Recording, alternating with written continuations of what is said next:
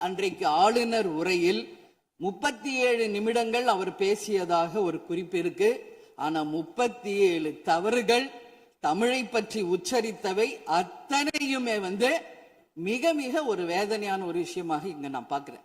நம்மளுடைய தலைவர்கள் அறிஞர் அண்ணாவாகட்டும், கலைஞராகட்டும், ஐயா காமராஜர் ஆகட்டும், அனைத்து பெருந்தலைவர்கள், அதே போல வேலு நாச்சியார், இது போன்ற அவர் ஒவ்வொரு பேரை சொல்லும் பொழுதும் முற்றிலுமாக அவருடைய உரையில அத்தனை பிழைகள் அன்றைக்கு இருந்தது. மாண்புமிகு உறுப்பினர் ஆளுநர் உரை மீது சொல்லுகிற போது தமிழ் உச்சரிப்பு பற்றி அவர் குறிப்பிட்டார்கள். வேறு மாநிலத்தை சேர்ந்த ஒரு ஆளுநர் அரசின் சார்பில் இங்கே தன்னுடைய உரையை அவைக்கு படிக்க வந்தபோது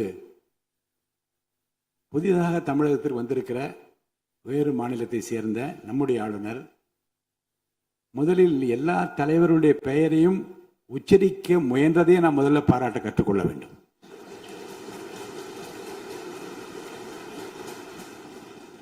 இன்னொன்று, எல்லா பெயர்களையும் விடாமல் படிக்க வேண்டும் என்று அவர் காட்டிய ஆர்வத்தை நீங்கள் பாராட்ட வேண்டும். இன்னொன்று நான் உங்களுக்கு சொல்லுகிறேன், தமிழை கற்றுக்கொள்ள வேண்டும் என்பதில் நம்முடைய மாண்புமிகு ஆளுநர் அவர்கள் ரொம்ப அக்கறையாக இருக்கின்றார் என்பதை நான் அவரை நேரிலே சென்று ஆளுநர் உரைக்கு உரையாற்ற நீங்கள் வர வேண்டும் என்று அழைப்பு விடுக்க சென்றபோது தமிழ்நாட்டில் இருக்கக்கூடிய வரலாற்று சிலவற்றை நான் படித்துக் கொண்டிருக்கிறேன் ஆங்கிலத்தில். அதில் சுதந்திர போராட்டத்தில் இவ்வளவு பெரிய வீரர்கள், இவ்வளவு பெரிய தியாகிகள் தமிழ்நாட்டில் இருக்கின்றார் என்பதை பார்த்து நான் ரொம்ப வியப்படைகிறேன் என்று சொன்னார். அப்புறம் இன்னொன்று சொன்னார், தமிழில் வந்தவுடனே நான் வணக்கம் என்று சொல்ல கற்றுக்கொண்டேன் என்று சொன்னார்.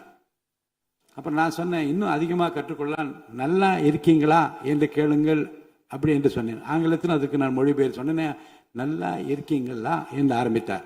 நான் உடனே பதில் சொன்னேன், நல்லா இருக்கேன், ஐ எம் ஆல் ரைட் என்று சொன்னேன். உடனே அதை ரிப்பீட் பண்ணார். இதை சொல்லுவதற்கு காரணம் என்ன என்றால், தமிழ்நாட்டுக்கு வந்திருக்கிற, நம் நிலைமையை புரிந்திருக்கிற, நம் உணர்வுகளை புரிந்திருக்கிற ஒரு மாண்புமிகு ஆளுநர் இங்கே படிக்க முயலுகிற போது உச்சரிப்பு வருவது கொஞ்சம் சிரமமாகத்தான் இருக்கும்.